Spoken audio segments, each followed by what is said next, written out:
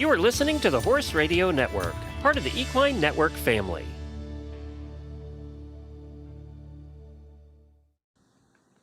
I almost wish I could tell my younger self that some of those early successes that I had, I thought were like a given. And now looking back, I'm like, you should have celebrated that more. That wasn't going to come around very often. That wasn't like first of many. That was like one of few. You can look back at everything at the end. I mean, I'm not at the end, but I'm sure I'll say this again in another 20 years and say, wow, that was so cool that I did that. Did I even know how cool that was that I was able to do that? You get so stuck on the journey of what's my next thing and where's my next, like, how do I keep pushing to be successful, that when you actually have a success, the first thing you're thinking is like, well, what do I do next? And you don't actually appreciate those moments. And I think if I could tell everybody, like, when you do get a win or you achieve something you've never achieved before, like, stop for a minute, because those don't happen very often. And what's the point in doing it if you don't celebrate those moments? Welcome to the Practical Horseman podcast, featuring conversations with respected riders, industry leaders, and horse care experts. The show is co-hosted by Practical Horseman editors, and our goal is to inform, educate, and inspire. I'm Kathleen Landwehr, and this week's episode is with 5-star eventer Lillian Herdwood.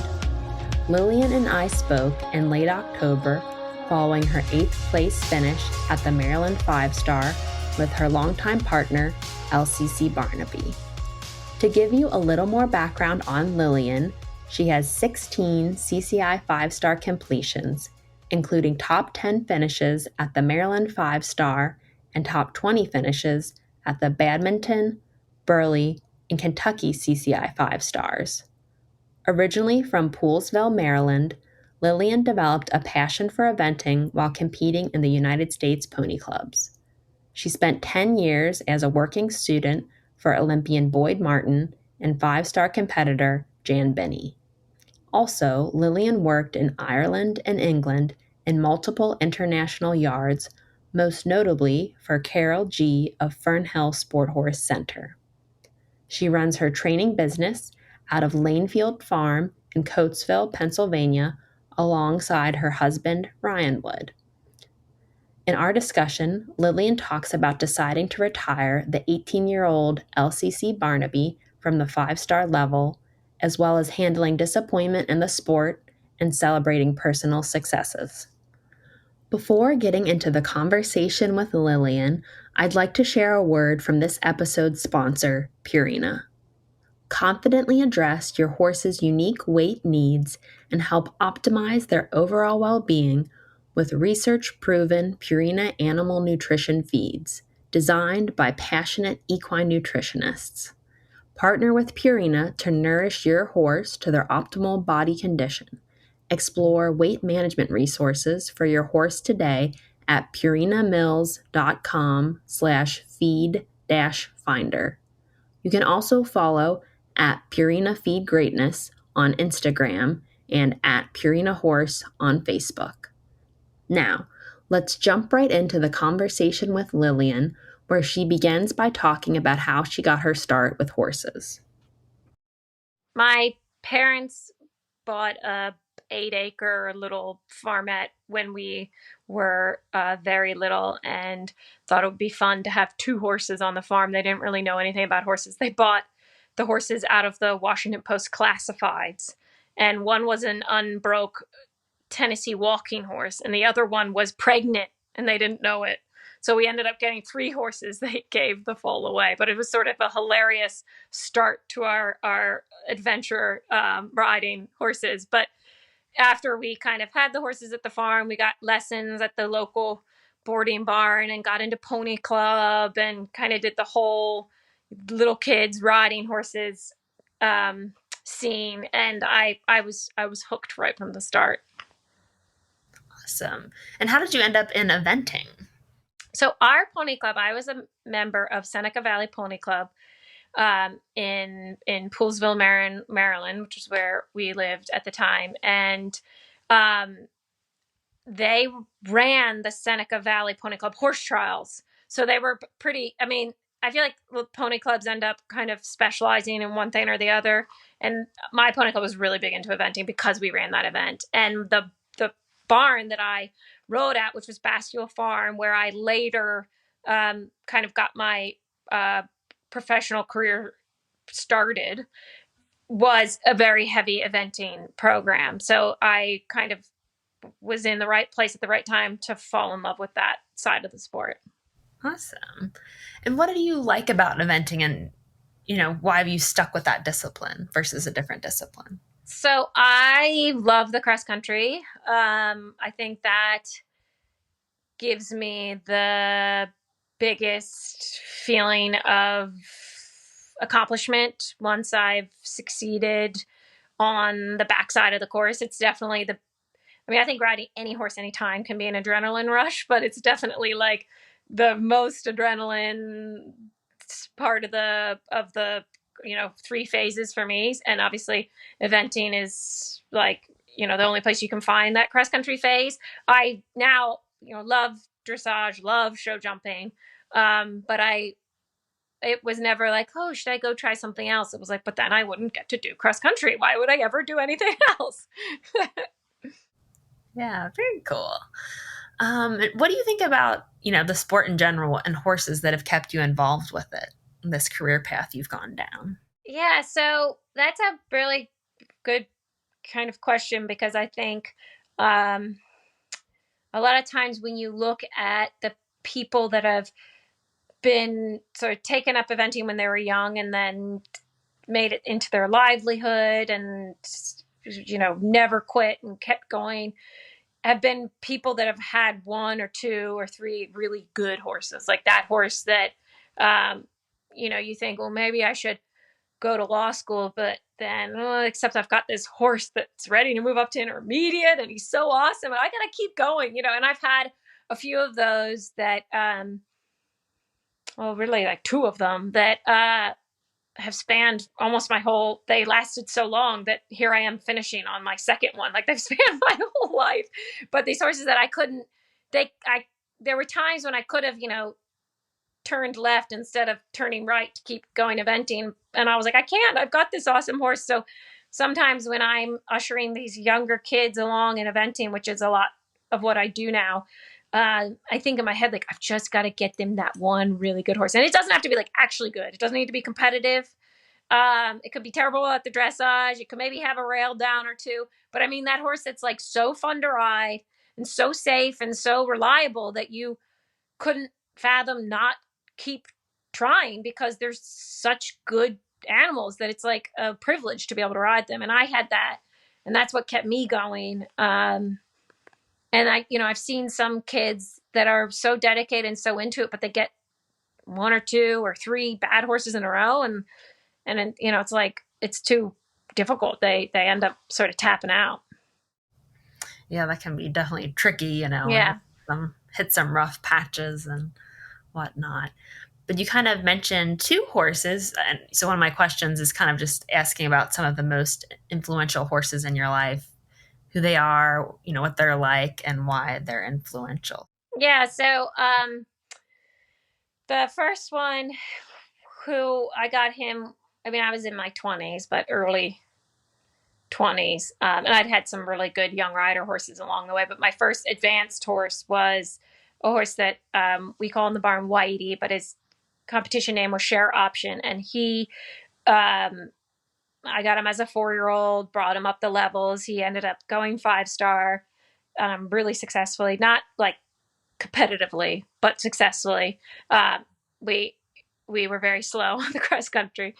And he wasn't awesome in the dress. He was pretty good in the dressage, but he wasn't getting really, really great scores, but he jumped around. I was on a loose rein. I'm not even joking you. Like, I was loose reining it down to 5-star corners and skinnies, and he just like pricked his ears. And you've seen those horses, like they just find their way through the flags. That's what he was. He was so safe. He was an awesome show jumper. And I did 5 Kentuckys on him. And he was like, if it weren't for him, I don't, like, he was the one that got me to the top and taught me how to do it. And I like credit everything to him, because it would have, and I just picked him out as a kid. Like, I didn't know any better. I just got lucky to find him. Actually, I'd like to find another one. If somebody can teach me how to find ones that are this good. I was much better when I was younger at picking them out. And then when I had Whitey going, and at the 5-star level, I got Barnaby, LCC Barnaby, who I just did his last 5-star on.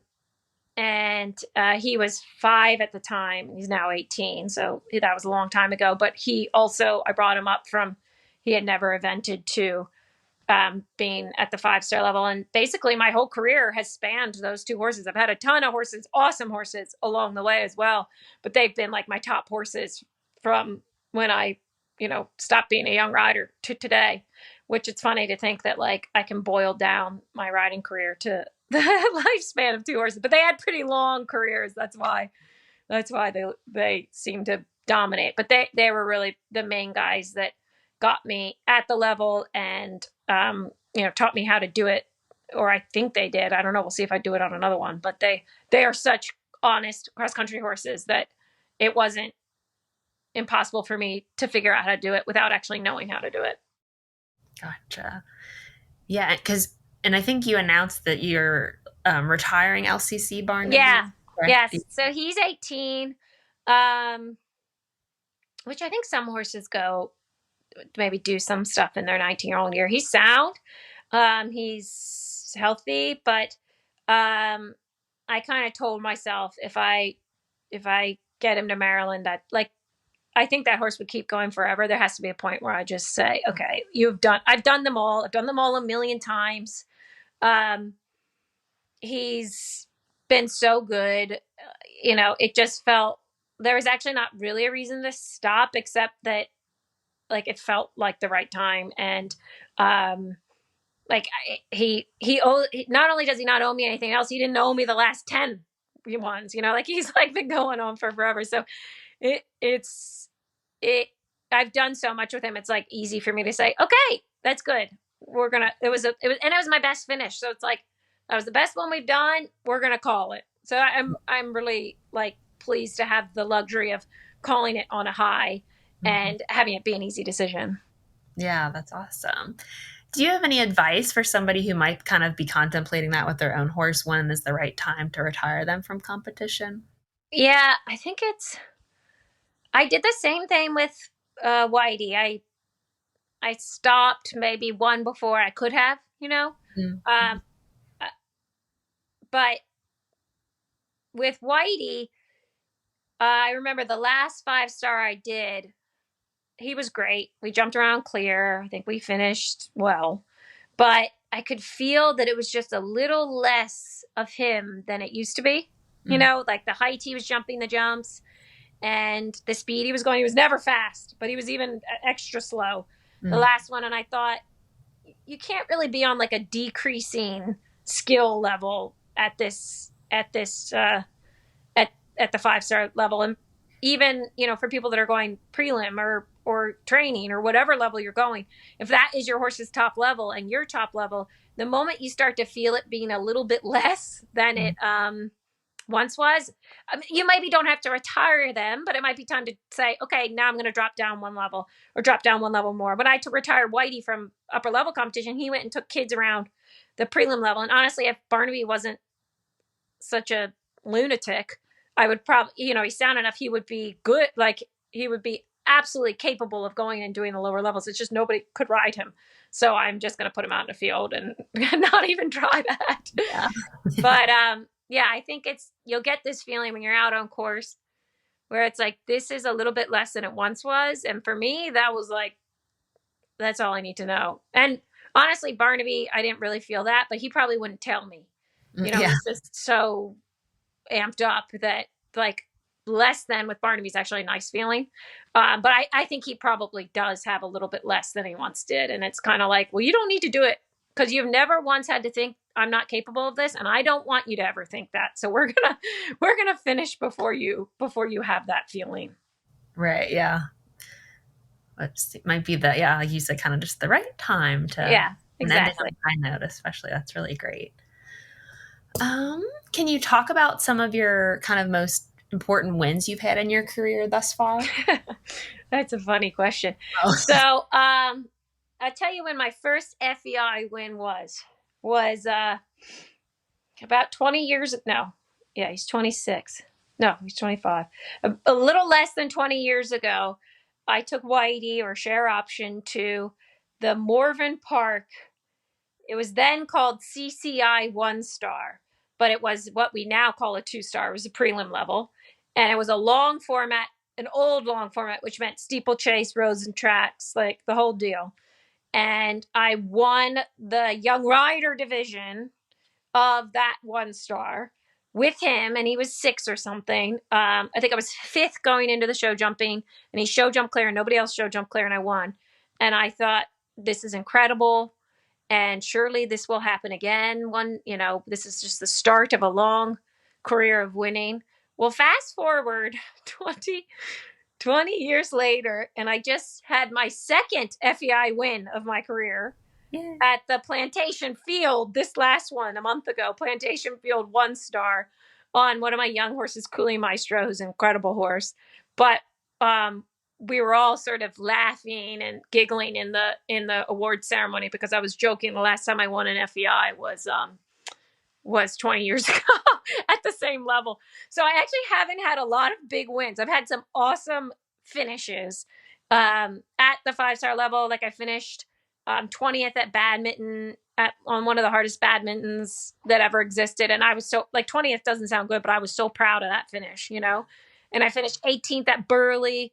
And these divisions have 80 people, and they're the 80 best people in the world. And again, 18th doesn't sound as good as 8th that I got at Maryland, but like that 18th at Burghley, that was legit, So, even though I haven't had as many wins as I should have had because I'm riding really good horses, I've had some like personal wins in the sense that I've finished really well at some really, really, really big competitions. But I'm also proud of my most recent and my second FEI win at Plantation. Yeah. Hey, it's always nice to, add a win to your resume. Yeah, exactly.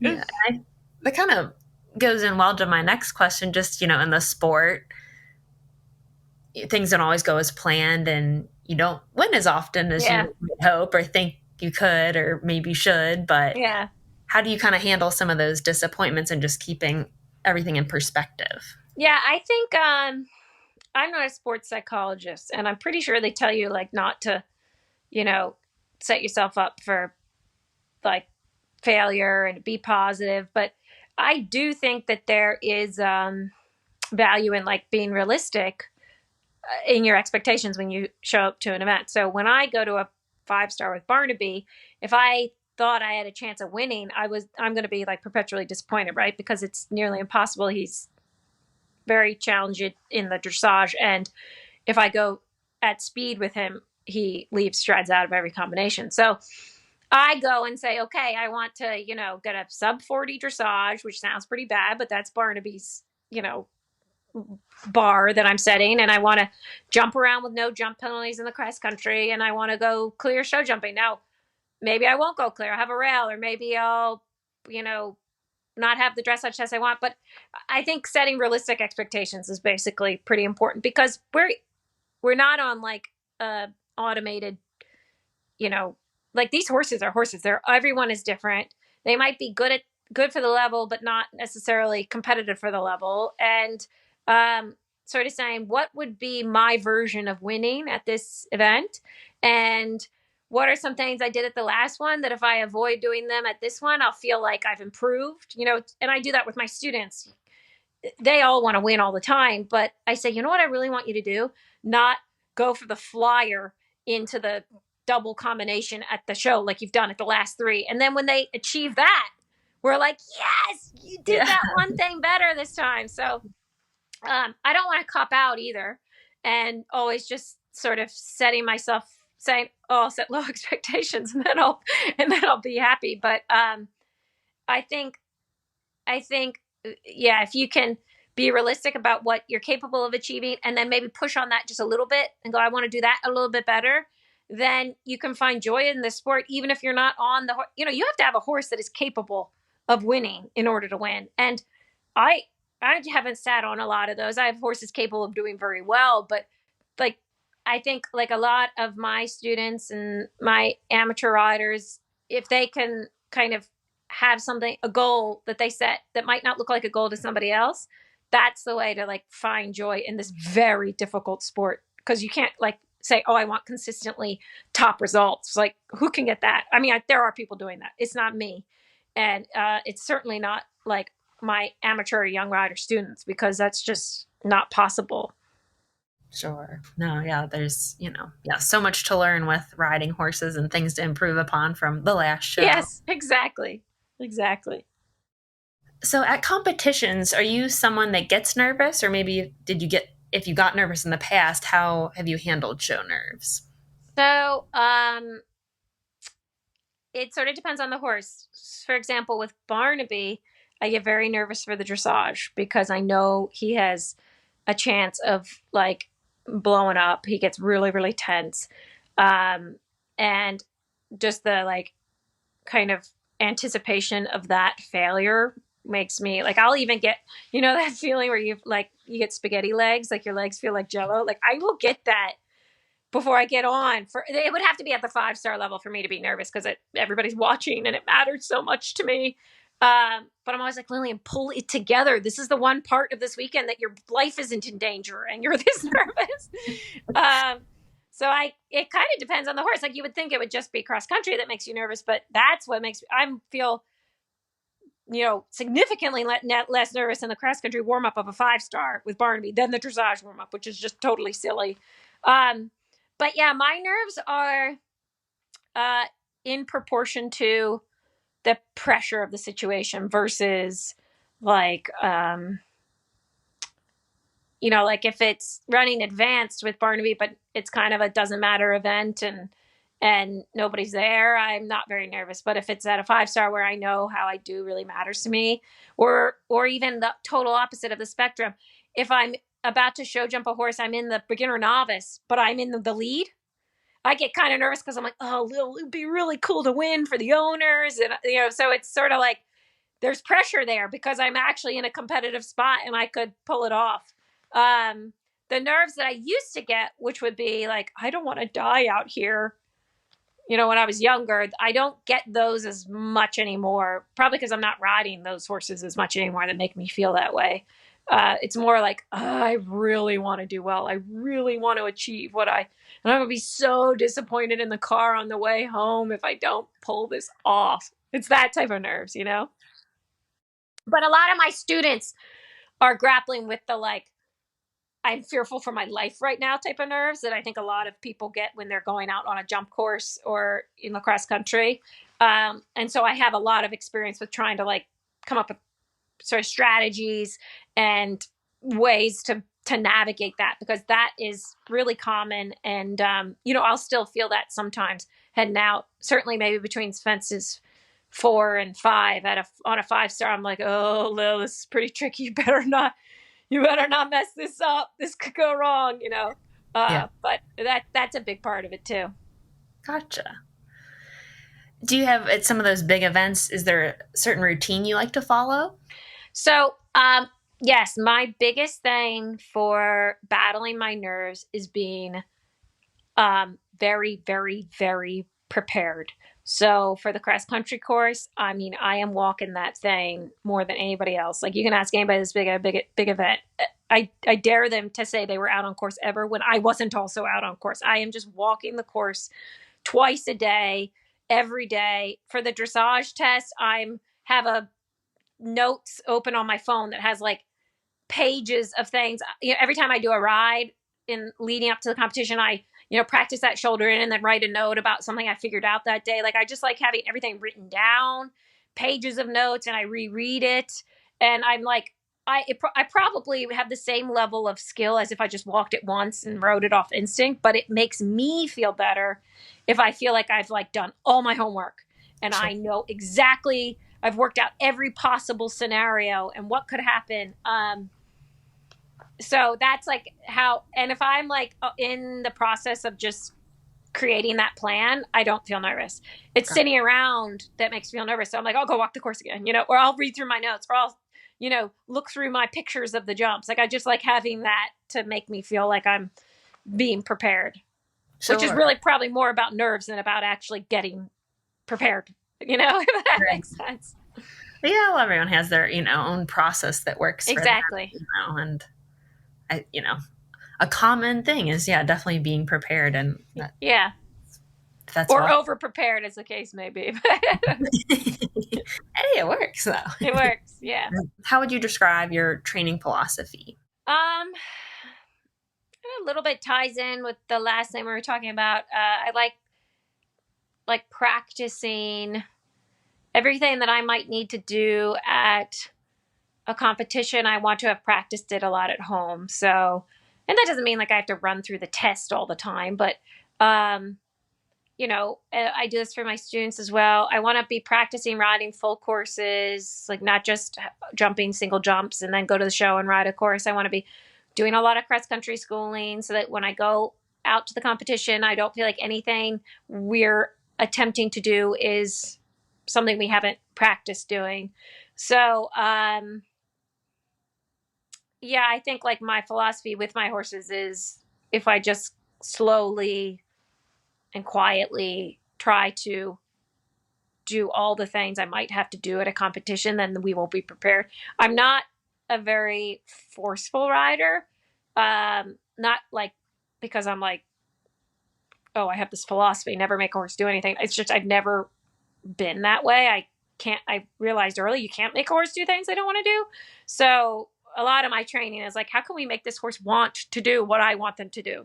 That's kind of always the way I'm thinking about it. And if the horse doesn't want to do what I want them to do, they're probably not the horse for me. I don't want to make them do it. If they don't want to go jump every jump, I want to be half hanging off the side of them and they're still trying to go jump the jump. So, I don't know if that makes me the best rider in the world, but it's definitely something I know about myself. And that's kind of how I train them. Like, well, you got to want to do it. I'm not going to make you do it. So, I have to make you want to do it. That's basically what my philosophy is. Sure. No, that makes sense. Yeah. Especially with cross country, Yeah, exactly. You get a defenses. Yes. And also, how would you describe your teaching style with your students? Really positive. I don't think making a student feel more nervous or like I am adding pressure to a situation ever makes them ride better. So even when things are going wrong, like just me being like, it's okay, nothing, we haven't done anything yet we can't fix. I try, like, if we're getting in trouble, we go easier. Like, always make it easier instead of harder. That's good for the horse. It's good for the rider. Slow. Everything needs to be, not, like, actually pace slow, but, like, if you could maybe move up at the next event, but you're not sure, then we're not moving up. We're going to stay at the level. Like, I think sometimes my students get frustrated because I'm like, oh, one more novice before you go train. One more. And they're like, come on. And I'm like, no, one more. But I know them. And if any of them lose their confidence or the confidence gets shook, it's going to take me a year to get it back. So it's sort of like slow and steady wins the race. Just really positive and cautious, positive and cautious. And I find that's the, best remedy for consistently successful results. Probably I'm too cautious sometimes, both in my own riding and maybe with my students, but you kind of have to be that way if you want to err on the side of safety too. Sure. No, definitely. That makes a lot of sense.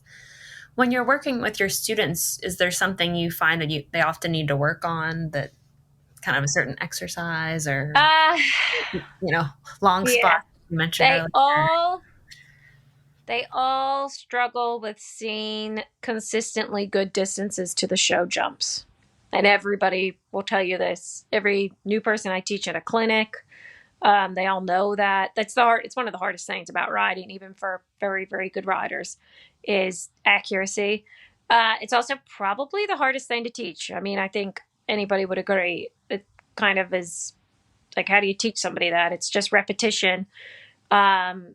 and exposure, like getting to ride lots of different horses. But a lot of these people are only riding one horse. So, that's, I think, the most common thing when my student shows up. They're like, I just want to be more accurate to the fences. And I'm like, yeah, you and me and everyone else that rides horses.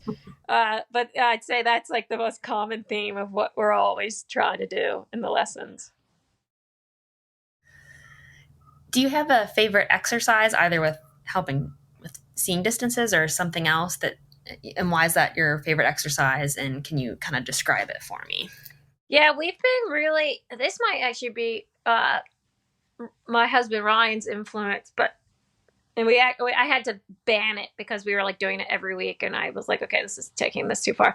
But we've been really into the like S curve exercise in the show jumping, where you kind of have a vertical, on one end of the long side, an oxer in the dead center of the ring, and then a vertical on the other end of the long side, and you S curve between it, and you do it in 4 and 4, and then 5 and 5. It's really good for the horses because it helps them learn to turn and be rideable, but it's also a great exercise because you can basically find your distance off the curves, and it teaches you that. It almost is more of a cross country type exercise than a show jumping. But I mean, I think we had that set up in the ring in some variation for almost the entire year. So we were really, really into that. But we also always have cavalettis set up in the ring, and start our jump lessons with those. But I also always have my students do a cavaletti day on their own, which, normally we don't do a lot of jumping on our own.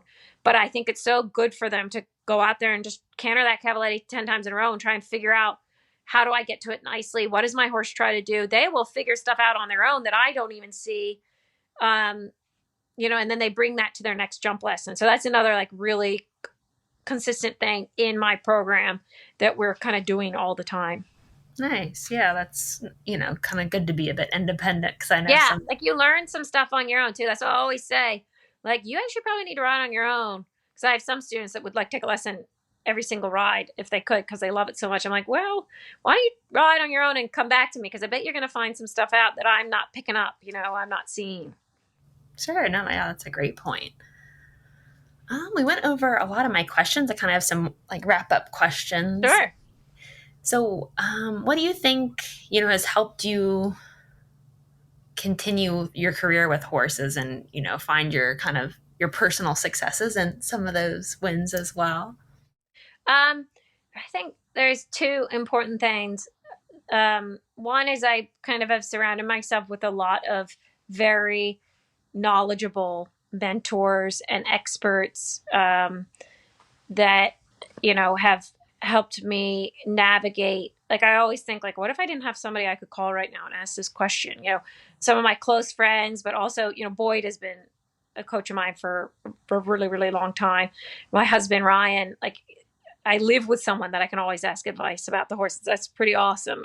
Every decision I make, I can run by him, even if it drives him nuts. Because I'm like, wait, hold on, I want to ask your advice. But my really good friends, like, I'm surrounded by people that know more than me, or even that maybe know the same amount of me, but has different experiences. And I can always be bouncing ideas off them. And that's having like a community like that, no matter what level you're at, is really great, because there's a new and undiscovered problem every day with these horses. And you need to have people you can ask to try and not make the mistakes that could be made, So I think like that's been a huge part. And then kind of something that's happened more recently in kind of the latter half of my career is I've gotten people to own horses for me and support me in an ownership capacity, which took a really long time. And there were points years ago that I thought would never happen. I'm like, am I going to have to own every horse I ever ride? Like, how do all these people have all these owners? Where do they come from? Why would anybody even want to do this? This is crazy. So in the last, 5 years, I've gotten new people that are behind me and want to support me and want to see me get to the top and want to see me actually have a chance to try and go fast at a 5-star, get a score in the 20s. And that's been like kind of me getting to the next level with my career. And I'm feel so privileged to have that going on. what do you think the hardest part of the sport is for you? That's an easy question. I think this is true for everyone. I think the hardest part is not giving up when it's going wrong. Even in giving up in little ways, like, ugh, I can't get them to bend right. You know what? I'm just going to forget it. Or giving up in big ways, like, you know what? I have had 3 bad shows in a row. I'm just not good enough for this. And I think that, and my students think that. Everyone from the absolute top, name the best rodder in the whole world. You go ask them, like, when was the last time you thought about giving up? And they're probably going to be like, yeah, last Tuesday. It's just so difficult what we do because there's so little success and so many little failures every day. So it's learning to just take that, be like, oh dear, okay, bad day today. Let's hit this again tomorrow. Or what? It's not what I thought was going to happen. Whoops. Okay. Anyways, moving on. And that's another thing about having good people around you, because they'll be like, oh yeah, that happened to me last week. It's okay. It'll be better next week. But it takes a certain grit to keep doing this. And if you can find the balance of that, then that's what you've succeeded at the hardest thing about the sport, if that makes sense. No, definitely. Yeah. There lots of ups and downs with this, for sure. Yeah. Is there any advice that you would give your younger self? My younger self. Lots of advice. I probably don't need to get into all the details of don't make that mistake. I think